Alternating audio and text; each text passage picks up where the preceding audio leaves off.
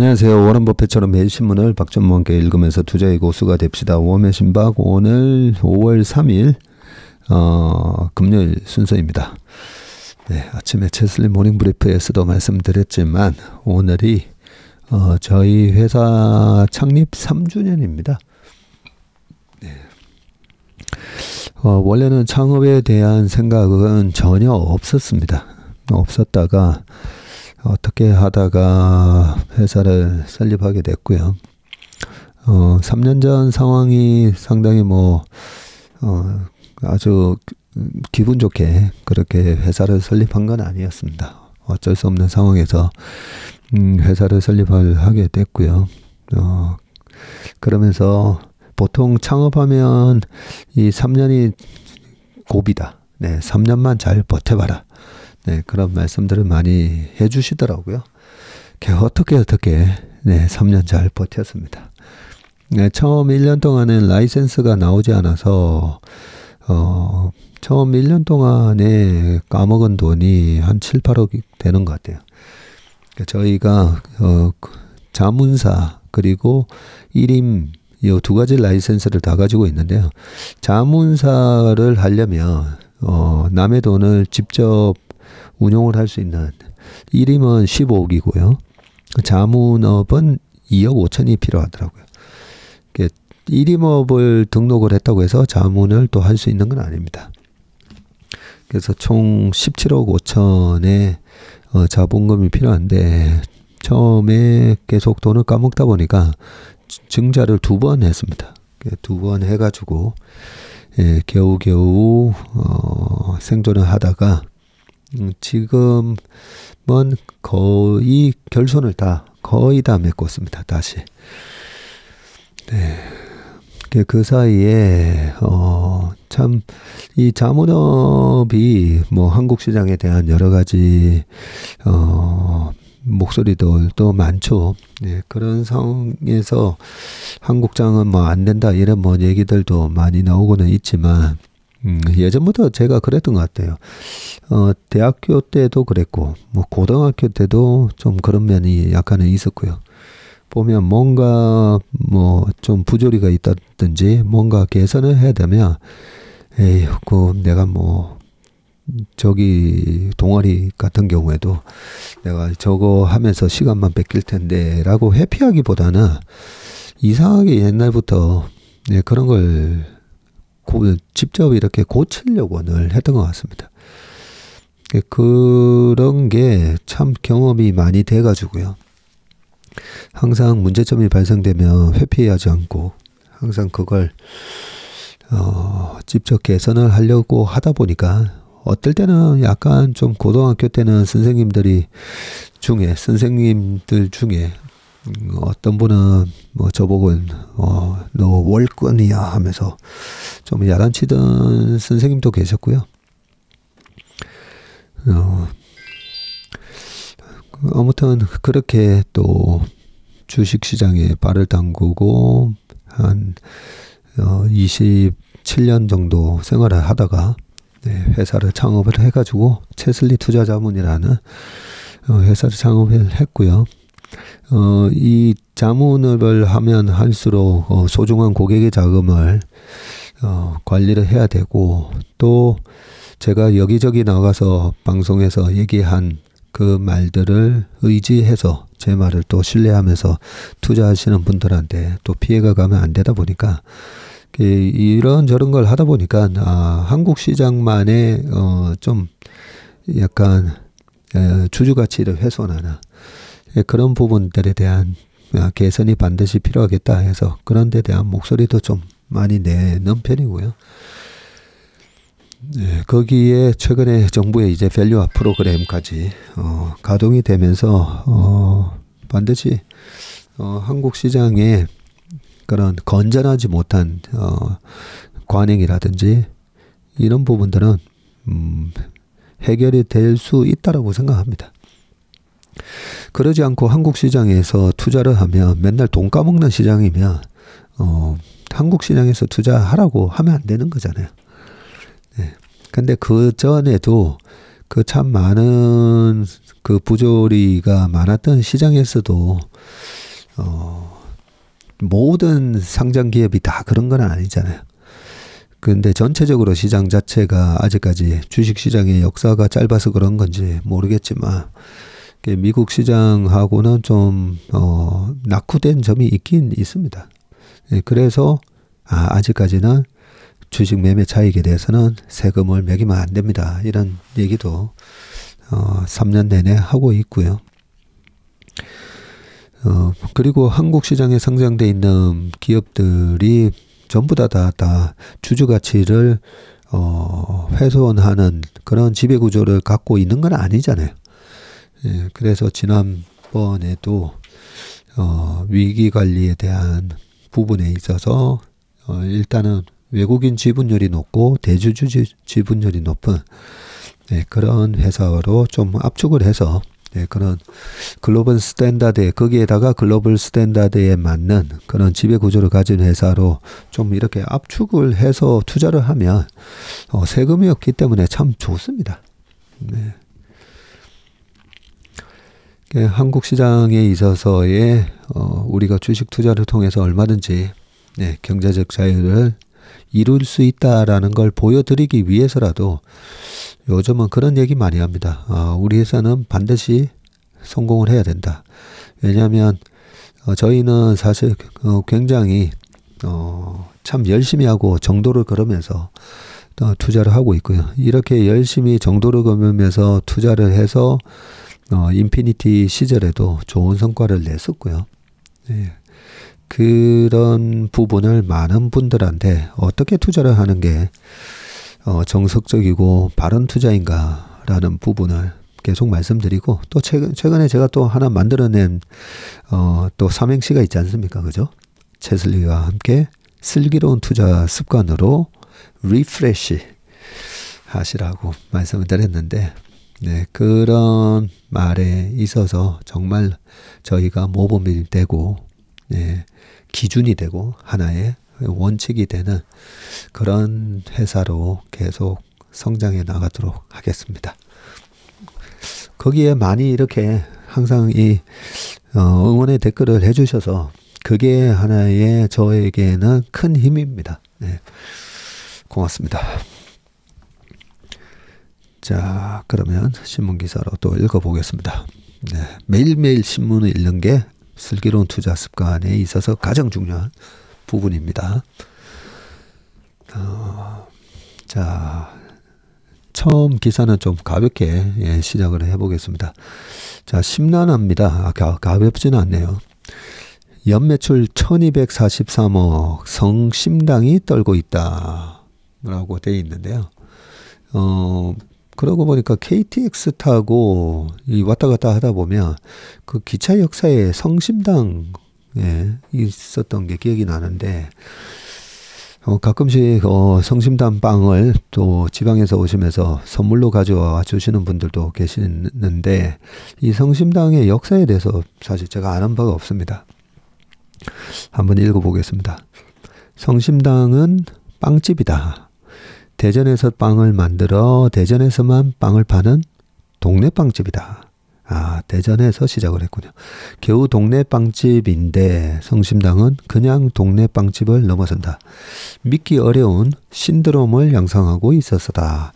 이를테면 대전 사람이 대전에 오면 꼭 방문하라고 추천하는 곳도, 여행자가 대전에 가면 꼭 먹고 싶은 음식도, 대전에서 가장 인기 있는 선물도 다 성심당이다. 야, 대단하다, 그죠? 성심당이 유발한 현상은 끝이 없는데 대전역에서 기차를 놓친 승객의 팔할이 성심당 대전역점에서 이 튀김 소보로군요. 튀소 사려다가 늦은 사람이라는 일화. 야, 이 빵 살려다가 기차를 아예 놓치는 경우가 많이 있나 봅니다. 그리고 지난해 연말 크리스마스를 앞두고 벌어진 딸기 시루 케이크 소동에 비하면 차라리 귀엽다. 자, 국내 여행 일타 강사는 성심당 2대 대표 임영진 씨와 아내 김미진 이사를 인터뷰해서 지난해 12월 20일 티소 맛없다. 100% 당신 탓. 성심당은 분명히 경고했다는 콘텐츠를 내보냈다. 이게 뭐죠? 그때만 해도 임 대표와 김 이사 모두 딸기 시루 케이크가 그렇게 큰 소란을 일으킬 줄 몰랐다. 그로부터 4개월 남짓 지나고 4개월 사이에도 성심당은 무시로 뉴스를 쏟아낸다. 지난달 19일 임 대표를 다시 만나 지난 소동에 관해 들었다. 자, 딸기 시루 케이크 소동은 어떻게 된 겁니까? 성심당은 오전 8시 문을 엽니다. 작년 12월 22일 새벽에 직원들이 출근하는데 성심당 건물을 둘러싸고 긴 줄이 서 있더랍니다. 놀라서 물어보니 딸기 시루 케이크 사려고 새벽 2시부터 줄을 섰다는 거예요. 다 외지에서 온 손님이었습니다. 그때부터 성심당은 비상체제에 돌입했고 케이크 파트 직원이 다른 종류 케이크는 사실상 포기하고 딸기 시루 케이크에 매달렸습니다. 직원들이 24시간 돌아가며 만들었지만 주문량에 크게 못 미쳤습니다. 날씨도 추웠는데 죄송하죠. 이야, 대단하네요. 새벽 2시부터. 네. 강남권에 있는 백화점을 보면 아침 5시, 새벽 5시 요때부터도 줄을 서 있더라고요. 새벽에 축구 갈 때 이렇게 보면 무슨 이벤트 하나 그렇게 생각을 했었는데 나중에 알고 보니까 무슨 명품 백이나 이런 것을 사려고 그렇게 줄을 서 있다라는 걸 알게 됐고요. 그게 22년도에 금리를 올리면서 시장이 많이 박살나 있을 때도 그런 장면이 목격이 됐고, 그래서 참 대단하다라는 생각을 했었는데, 그 샤넬 백이 몇 년 전만 하더라도 600만 원이었는데 1년에 3번, 4번 올리면서 그죠? 계속 가격이 올라져서 최근 재작년에 그 주식을 이제 명품 주식을 사야 됩니다 하면서 그때 제가 찾아봤더니 1200만 원이었는데 최근에 1600까지 나왔다는 얘기를 들은 것 같은데요. 예, 성심당이 우리나라 대한민국 빵집의 샤넬이군요, 보니까. 자, 그래서 얼마나 팔렸나요? 10월 20일부터 25일까지 7,400개가 나갔답니다. 이야, 원래 하루 목표가 700에서 1000개였는데 2배 정도 나간 셈입니다. 성심당이 남긴 건 많지 않습니다. 딸기 시루 케이크는 재료비가 많이 들어가 이윤이 적습니다. 그 시간에 다른 빵을 더 팔았으면 더 이익이 났겠지요. 하지만 그렇게 찾으시니 최선을 다해 만들었습니다. 왜 사람들이 딸기 시루 케이크에 열광할까요? 케이크 무게가 2.3kg입니다. 그 중에서 딸기가 800g인데 케이크의 3분의 1 이상이 딸기지요. 가격은 43,000원입니다. 호텔에서 파는 크리스마스 케이크가 10만 원이 훨씬 넘었으니까 비교가 되었겠지요. 자, 작년 여전히 잘 나가냐고 물어보니까 작년 연말 소동을 겪고 난 뒤 1월부터 롯데백화점과 DCC 매장에서도 딸기 시루 케이크를 팔았습니다. 하지만 딸기 시루 케이크는 계절 메뉴입니다. 4월 19일부터는 망고 시루 케이크로 교체했고 망고 시루 케이크는 무게 1.8kg로 망고 3개 반이 들어갑니다.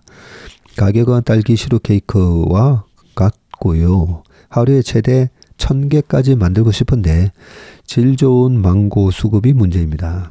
이미 주문이 쏟아집니다.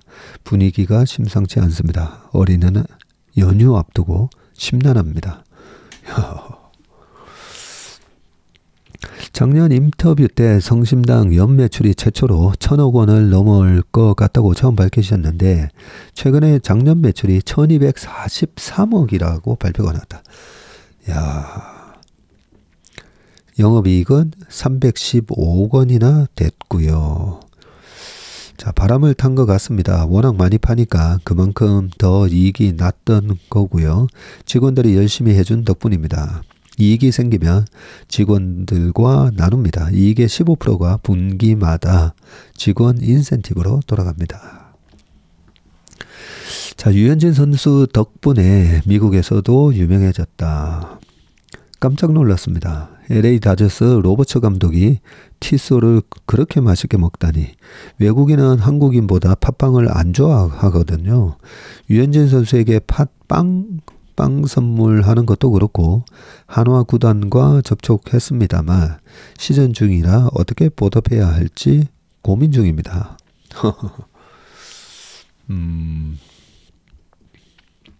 성심당은 대전역과 한화 이글스 파크 사이에 있다. 대전역과는 800m, 야구장하고는 1km 거리다. 가깝네요. 기차 타고 온 원정팬이 성심당에 들러서 빵을 사서 야구장으로 간다. 지난달 19일 오후에도 성심당 안팎에서 원정 야구팬이 자주 눈에 띄었다.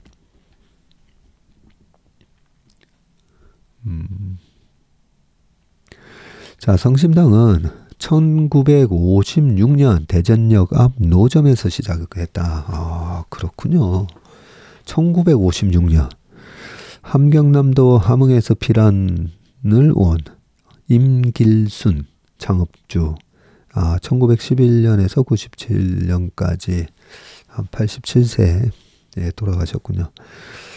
자, 임길순 창업주가 대전에 뿌리를 내렸는데 경남 거제 등지에서 피란살이를 하던 창업주 임씨는 56년 어느 날 가족과 함께 서울행 기차를 탔다. 그런데 기차가 대전역에서 고장나 멈춰서고 말았다. 야, 임씨는 그때 대전에서 살기로 작정을 했고 임씨 가족에게는 서울이나 대전이나 똑같은 객지였다. 마침 대흥동 성당이 대전역에서 멀지 않았다.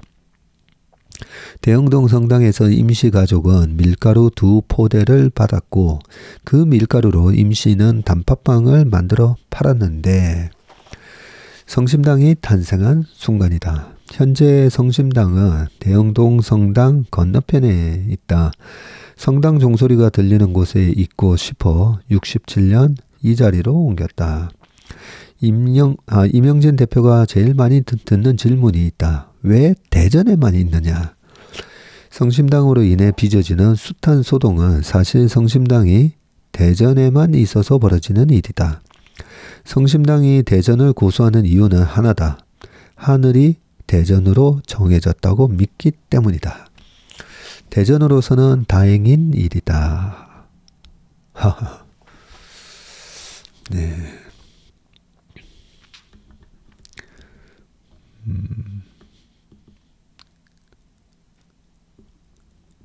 그러네요. 매장도요. 대전에만 4곳에서 운영을 하는데 본점이 있고 대전역점이 있고 롯데백화점 대전점 그리고 대전 컨벤션 센터점 이렇게 되어 있네요. 야, 근데 참 읽으면서 어떻게 왜 대전에서 시작을 하게 됐는지 알게 됐고 서울로 가는 길에 기차가 고장나서 대전역에 멈춰섰는데 그게 하나의 운명이라고 생각을 하신 거잖아요. 네, 하늘이 너는 여기 말씀하셨듯이 하늘이 대전으로 정해졌다고 믿기 때문이다. 부분인데 여러 가지 생각이 많이 듭니다. 오늘이 또 창립일이니까 창업에 관한 얘기를 조금만 더 하면요. 제 나이 50이 됐을 때 동학개미의 스승이 된 거예요. 근데 우리가 50이면 공자님이 지천명이라고 하셨잖아요. 나이 40이면 불혹, 세상의 유혹을 받지 않는다. 그리고 나이 50이 되면 지천명, 하늘의 명을 한다.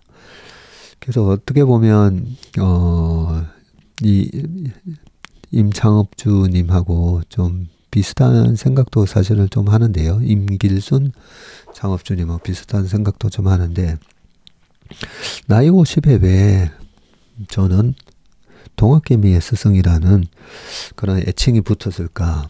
네, 그렇게 생각하면서 이게 하늘의 명이구나라는 좀 생각을 하긴 했습니다. 그래서 이 채슬리 투자자문을 설립을 하고, 우리 채슬리 투자자문이 해야 되는 가장 큰 사명이라고 생각합니다. 그 동학개미들의 스승. 근데 우리나라 시장뿐만 아니라 우리가 IMF 때도 그랬고 2008년 금융위기 때도 그렇고 금융에 대해서 되게 무지했고요. 솔직히 무지했고 아직까지도 이 금융 시스템이 많이 좀 낙후되어 있는 부분도 있고 이런 부분을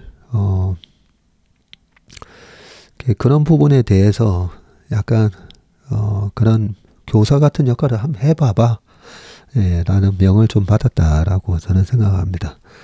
제가 뭐 제 능력으로는 뭐 스승이나 이렇게 제가 뭐 금융을 이렇게 가르칠 만한 그런 우리나라에서 뭐 제가 최고 뭐 제일 잘한다 이거는 절대 아니고요. 많은 사람들을 그래서 끌어들였습니다. 네, 방송에 우리 업계에서 참 잘하시는 분들 많이 불러내가지고 야 네가 나가서 이런 얘기도 좀 해줘 봐봐 하면서 많이 좀 끌어들였고요. 또 우리가 많이 지금 해외 투자도 많이 하시잖아요.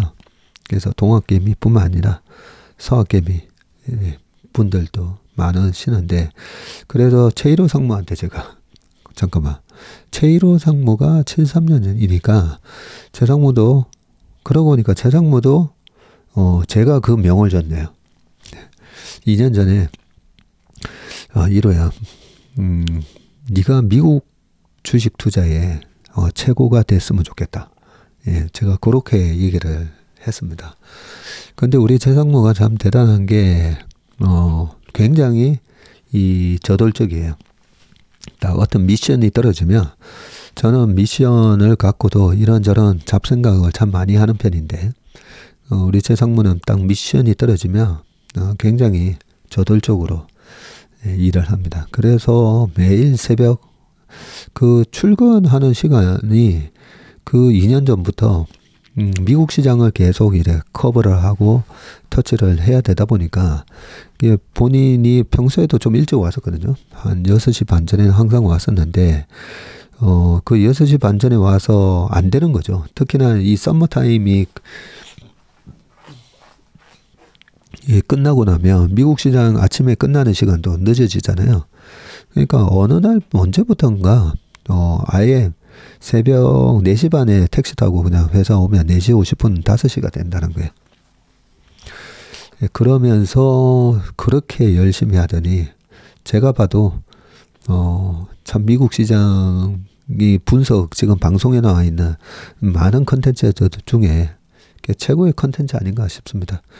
우리 제 상무랑 또 유동원 상무랑도 친해요. 그러니까 서로 이제 고수들끼리 서로 또 인정을 하면서 서로 많은 대화도 하고 소통도 하고 그러는 걸로 알고 있습니다. 저희 방송도 유동원 상무께서도 참 애청을 해주시고 그러면서 그런 것들이 하나하나의 이 시너지가 만들어지면서 사회적으로 그런 하나의 약간 인프라가 되어 간다라는 생각을 합니다. 이거 성심당 얘기를 듣다가 하늘이 대전으로 정해졌다고 믿기 때문이라는 이 말씀이 있어서 저희도 뭐 비슷하게 생각을 하면서 하는데 지금 처음에 나온 이 매출이 있잖아요. 이야, 1243억에 315억. 저희도 그런 회사가 됐으면 좋겠습니다.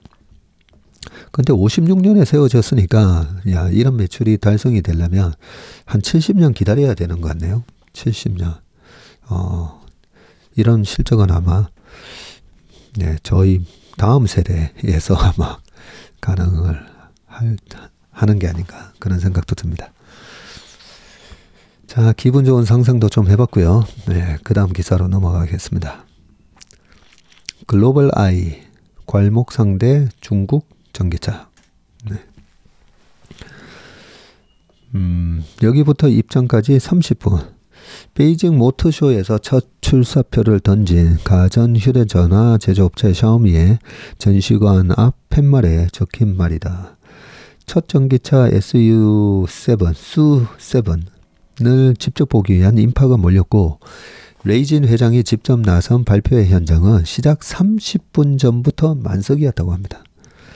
자, 코로나로 한 차례 취소됐던 베이징 모터쇼가 지난달 25일 4년 만에 열렸고요. 중국 전기차는 그야말로 괄목상대다. 샤오미는 물론 테슬라를 누르고 세계 1위로 우뚝 선 BYD, 유럽 자동차 브랜드를 연이어 인수한 지리 등 중국 업체들은 드높아진 인기를 안방에서 뽐냈고 값싼 중국산 이미지도 옛말이다. 세계 최초 공급된 고급 전기차 U7은 1287마력의 제로백이 2.9초밖에 되지 않는다고 합니다. 딱 시작해가지고 100m 선까지 빵 하고 갔을 때 2.9초 만에 100m까지 달리네요. 유럽의 고가 자동차와 정면 대결한다. 국내에는 잘 알려지지 않은 훔치와 니오, 둥펑 등도 신차를 공개하며 관심을 받았다. 글로벌 업체들도 참전해서 총성 없는 전기차 전쟁을 벌이고 있고요. BBA, 벤츠와 BMW, 아우디. 이걸 BBA라고 하네요. BBA 3대 업체는 물론 최고급 브랜드인 롤스로이스랑 람보기니까지 베이징을 찾았고요. 이들에게 중국은 포기할 수 없는 시장이다. 지난해 전기차 841만 대가 팔린 중국은 전 세계 시장의 약 60%를 차지하고요. 공급과 수요를 양손에 쥔 중국 전기차는 정부 지원까지 등에 업었는데 리창 국무총리는 모터쇼를 찾아서 중국 시장 진입 장벽을 계속 완화하고 국내의 기업에 차별 없는 환경을 조성할 것이라고 말을 했다. 네, 제발 그렇게 차별 없는 환경을 좀 조성을 해줬으면 좋겠습니다. 자, 이런 가운데 현대차 그룹도 전시관을 마련을 했고요. 중국 시장을 겨냥한 고성능 전기차와 프리미엄 모델을 내놨고 상황은 녹록지 않은데 현대차 그룹은 한때 중국 내 점유율이 10%가 넘었지만 현재 1%대로 추락을 했습니다. 매출액도 7년 만에 70% 넘게 줄었고요.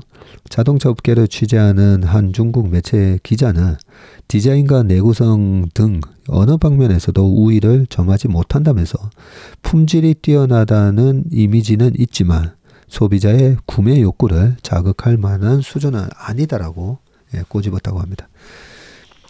현대차 그룹은 이번 모터쇼에 직원 1200명을 보냈다고 하는데 연구개발 인력뿐 아니라 마케팅과 영업 담당도 포함된 것으로 전해졌고요. 중국의 전기차 굴기를 목도하고 절치부심한다면 아픈 손가락인 중국 시장에서 다시 한번 고개를 들 수 있지 않을까. 현대차 그룹 관계자는 중국은 여전히 매력적인 시장이라면서 차별화된 제품으로 시장을 공략할 것이라고 밝혔다. 네. 삼성도 중국에서 한 24%까지 점유율을 만들었다가 지금 뭐 0.8%, 네, 1% 뭐 이러고 있고 현대차도 마찬가지죠. 네, 이렇게 10% 넘었다가 2017년부터 시작된 그 한한령 때문에 사드 보복 때문에 네, 완전히 폭망을 했습니다. 그래서 조금 전에 아까 리창 총리가 얘기했다. 네, 시장 진입 장벽을 계속해서 완화하고 국내 기업에 차별 없는 환경을 조성할. 네, 이 부분은 좀 믿음이 안 가죠. 아무튼 중국 시장이 세계에서 뭐 이미 가장 큰 자동차 시장이 됐습니다. 어쩔 수 없습니다. 됐기 때문에 그 차별이나 이런 건 언제든지 있을 수 있다라고 인식하면서도 계속 두들겨 봐야죠, 뭐. 자, 그 다음은요. 요 자동차 얘기를 좀 더 해보겠습니다. 조원경의 돈의 세계. 트럼프와 픽업 트럭이라고 되어 있거든요.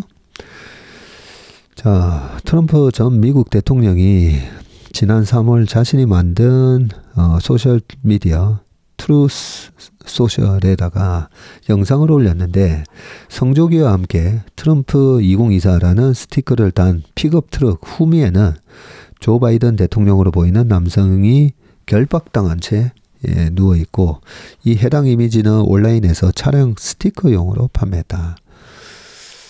네, 밑에 사진이 나오는데 야, 꼭 저렇게까지 해야 되나 뭐 싶긴 한데 바이든 대통령이 그래도 트럼프 대통령보다는 형님이잖아요.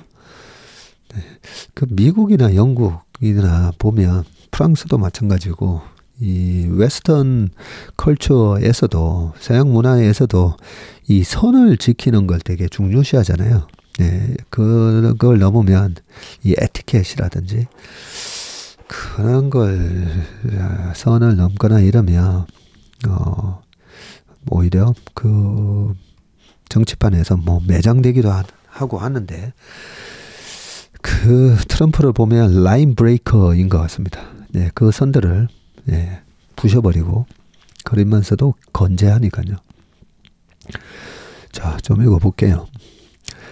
지난해 11월 미국 전기차 업체 테슬라는 픽업 트럭 신차 사이버 트럭을 첫 고객에게 배송을 했는데, 트럭 양산의 어려움을 예상한 일론 머스크는 스스로 무덤을 팠다고 단식을 했고요.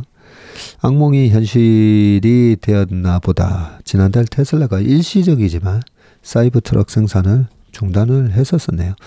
가속 페달 문제와 높은 가격으로 대중의 인기를 끌기에 부족하다는 게 세간의 평가였습니다. 두 유명인 사례를 보며 미국인의 유별난 픽업 트럭 사랑을 생각해 본다.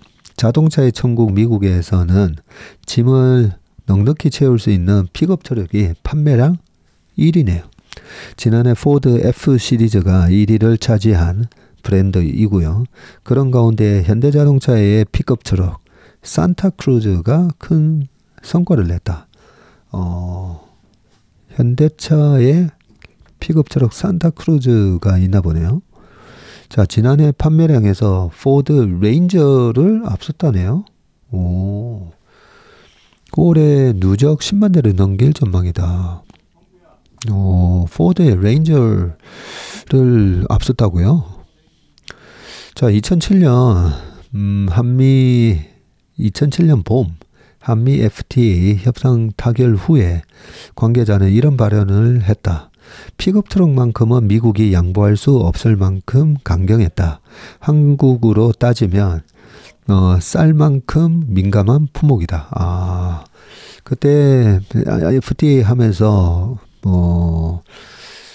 이 쌀 우리가 양보할 수 없는 게 쌀 수입이었었죠. 그런 만큼 미국 쪽에서는 픽업 트럭은 자유무역이 안 된다, 이렇게 강경하게 나왔었군요. 당시 미국은 자동차 시장 개방에 합의했지만 픽업 트럭만은 예외였고요. 픽업 트럭에 대한 관세 25%를 21년까지 유지를 했네요. 픽업 트럭을 그러면 4천만 원짜리 픽업 트럭을 미국에다가 수출을 하면 5천만 원이 된다, 그죠? 세금을 25%나 매기니까.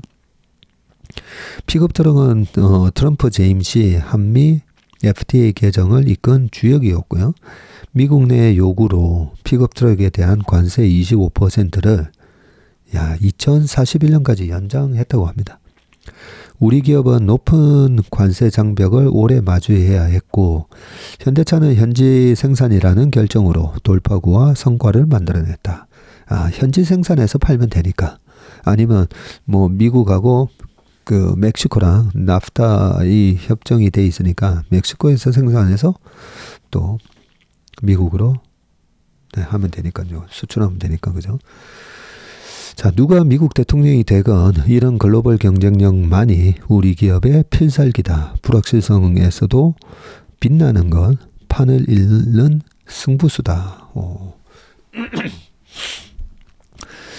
중국식 시장에서는 그런 중국 정부의 제재 때문에 많이 부진을 했지만 미국에서 참 미국 유럽에서 현대기아가 참 잘하고 있다 그죠. 근데 미국 유럽뿐만 아니라 인도 뭐 등등 참 잘하고 계신 것 같습니다. 자, 잘하고 계시다고 말씀은 드렸지만 또 요 다음에 기사 읽어보면 왔다 갔다 합니다. 왔다 갔다. 네. 한국차 울고 일본차 웃고 미국 시장서 엇갈린 성적표. 방금 미국 시장에서 또 선전하고 있다고 했는데 이건 또 뭔가 보겠습니다. 한일 자동차 제조사들이 미국 시장에서 엇갈린 성적표를 받고 있는데 올해 들어 한국 자동차 브랜드의 판매량은 감소해요. 감소한 반면에 일본 브랜드는 늘어난 것으로 나타났다고 합니다. 그래요. 현대자동차 미국 법인은 지난 4월 미국 시장에서 74,000대 제네시스 포함입니다. 74,111대를 판매했다고 밝혔는데 이는 지난해 4월 판매량 76,669대보다 3.3% 감소했네요. 올 1월에서 4월 누적 판매량도 21만 3,692대로 지난해 같은 기간보다 0.4% 줄었습니다. 기아도 올해 4월에 65,754대를 팔아서 지난해 4월 68,000대보다 판매량이 3.6% 감소했고요. 4개월간 누적 판매량도 지난해 25만 2,300대인데 올해는 24만 5,300대로 2.8% 줄었네요. 자, 현대차 그룹은 주요 레저용 차량 RV의 모델 교체를 앞두고 노후 모델의 판매가 일시 감소한 영향이라고 설명을 했고요. 현대차는 최근 미 시장에서 산타페 완전 변경 모델 판매를 시작을 했네요. 판매량 1위인 투싼도 상품성을 개선한 모델을 곧 출시하고요. 내연차 판매량은 감소했지만 친환경차 판매는 늘었는데 현대차는 올 4월 미국에서 하이브리드차 1,096대를 판매했는데 월간 기준으로 1만 대를 돌파한 건 처음이라고 합니다. 기아는 4월에만 순수 전기차 5,045대를 판매해서 월간 전기차 판매량 5,000대를 처음으로 넘어섰다고 뭐 쭉 돼 있고요. 자, 한국차의 미국 시장 판매가 주춤해진 가운데 일본차 판매량이 전년보다 확 늘었는데 도대체 얼마나 늘었나 한번 보겠습니다. 도요타는 올 4월 미국 시장에서 18만 3천 대를 팔아서 지난해 4월 15만 9천 대 대비 판매량이 15.2% 증가했네요. 혼다도 올 4월 10만 6천 대를 팔아서 전년 동기 대비해서 3.2% 늘었고요. 일본차의 미 시장 선전은 올 1월에서 4월 판매량을 합산하면 더욱 명확해지는데 도요타는 작년에 1월에서 4월까지 56만 대를 판매했는데 올해 66만 대? 66만 9,967대니까 거의 67만 대네요. 11만 대를 더 팔았네요. 전년 대비 판매량이 19.5% 증가했고요. 혼다와 마즈다도 전년 대비해서 15.7 그리고 8.7% 증가했다고 합니다. 이게 엔저 현상 때문인 것 같은데요. 22년부터 반도체 부족으로 고전했던 일본차는 최근 미 시장에서 바짝 고삐를 당기는 중이고요. 도요타는 최근 9세대 캠리를 출시했는데 이전 세대보다 판매가를 낮추고 미국 시장에서는 하이브리드 모델만 판매하고 있다고 합니다. 현대차가 조지아주에 짓고 있는 전기차 전용 공장에서 하이브리드 차를 생산한다고 최근 발표한 것도 일본 차의 공세에 맞선 전략으로 풀이된다. 네. 지금 킹달러 때문에 환율이 너무 좋다 보니까 사실 자동차 회사, 반도체 등 뭐 수출 기업 입장에서는 녹아나고 있습니다. 그런데 나홀로 킹달러다 보니까 엔화 가치가 연초 이후 우리가 신문에서 한번 봤었죠. 연초 이후 달러 대비 통화 가치가 하락한 나라 중에 우리도 한 7% 하락을 했는데 지금 원달러 환율 보면 7% 정도 더 절하가 됐습니다. 근데 일본은 거의 10% 가까이 절하가 됐어요. 최근에 일본 중앙은행이 뭐 개입을 하고 있긴 하지만 자 그러면서 개입을 하고 있지만 엔저다 보니까 미국에서 팔리는 자동차 가격이 너무 싸진 거죠. 거기에다가 최근에 이제 하이브리드 붐까지 불면서 일본 자동차가 날개를 단 그런 모습인 것 같습니다. 자, 아무튼 마라톤을 할 때 옆에 러닝메이트가 한 명 있을 때 또 경쟁자가 한 명 있을 때 훨씬 좋은 기록이 나온다고 하지 않습니까? 그죠? 바로 옆에서 일본은 우리를 경쟁자로 생각을 안 했겠지만 지금은 경쟁자로 아주 무서운 경쟁자로 생각을 한다고 하니까 강력한 자동차 시장의 세계 최고의 경쟁력을 가진 일본하고 옆에 같이 일본 바로 뒤에서 지금 붙어서 옛날에는 거의 뭐 한 300m 차이가 났다면 지금 바로 뒤에서 쫓아가고 있지 않습니까? 그죠? 현대기아차의 선전을 기원하겠습니다.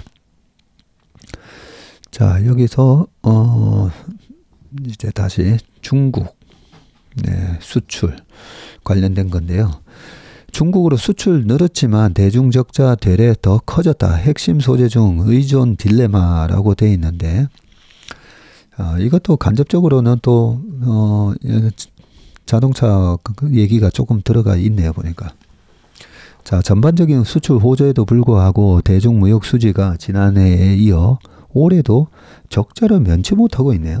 아직 연초지만 올해 전체로도 흑자 전환은 힘들 거라는 전망이 조심스레 나오고 있고요. 중국에 대한 핵심 소재 의존도를 줄이고 수출 품목도 다변화해야 한다는 지적이 나옵니다.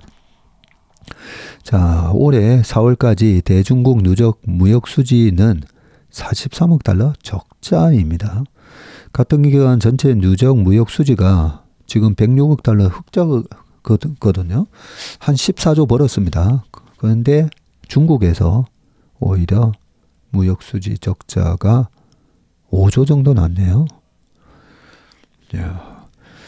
자, 대중무역 수지는 1992년 한중 수교 이래 30년간 흑자 행진을 이어갔지만 지난해 처음으로 180억 달러 적자를 보이면서 마이너스로 전환을 했습니다.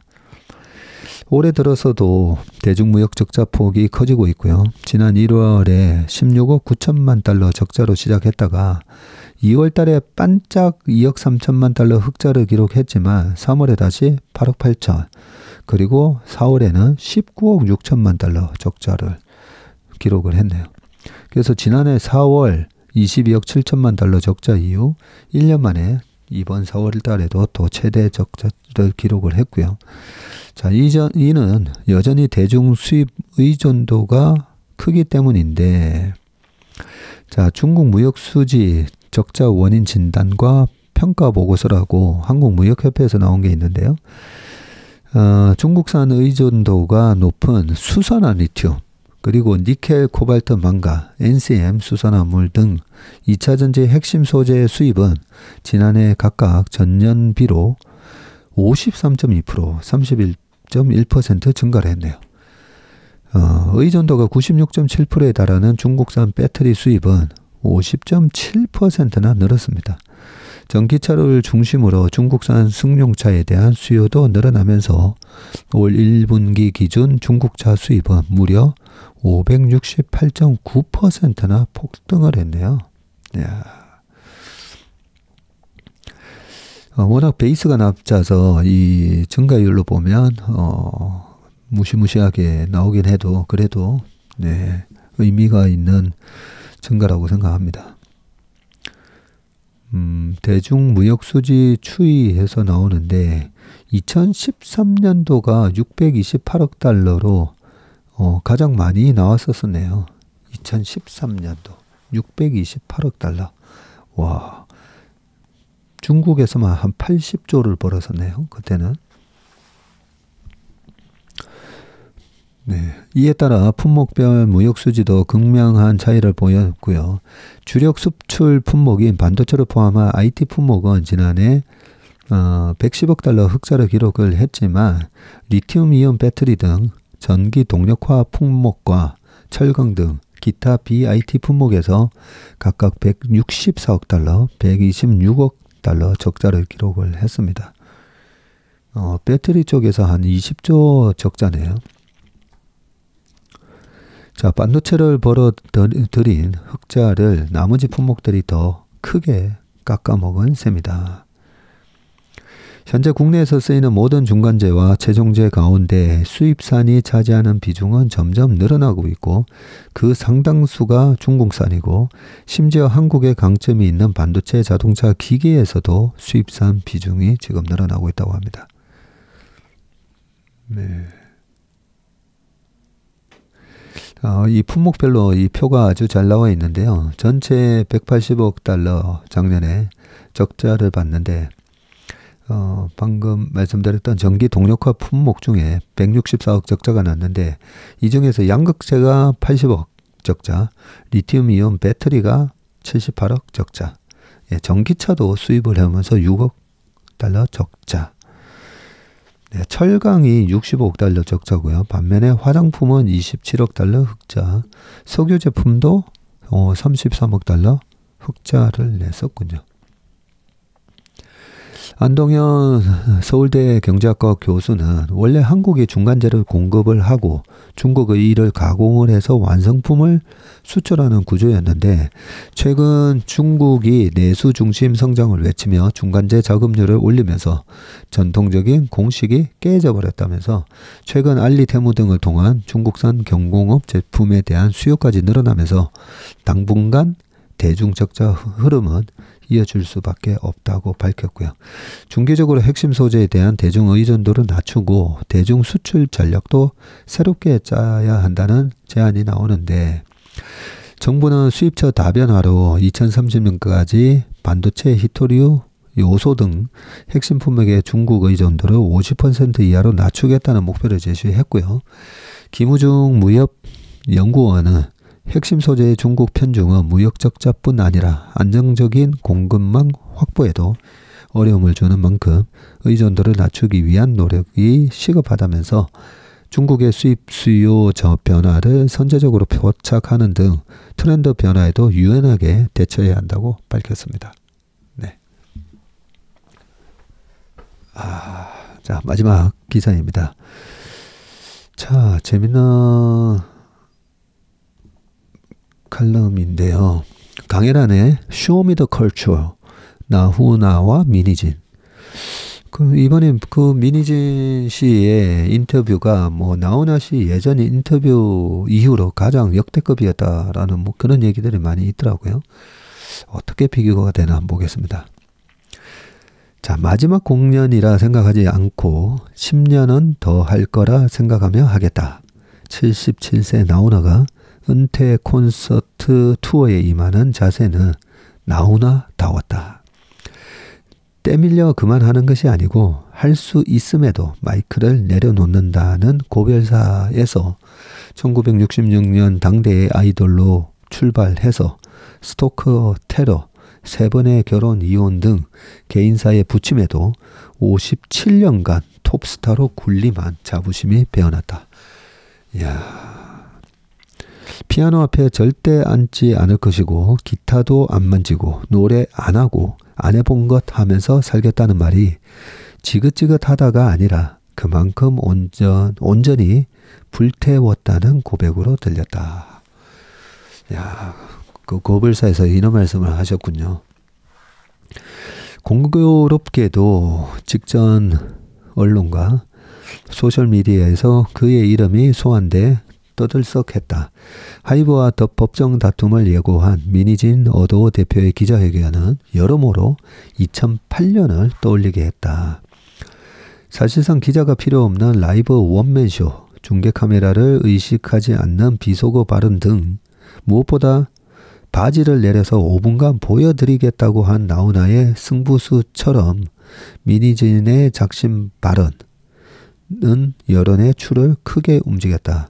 나훈아 회견 이후 더는 신체 훼손 진위를 따질 수 없게 됐듯 미니진 회견 이후 경영권 탈취 뒤에는 의혹이라는 글자가 추가돼서 중립지대로 넘어갔다.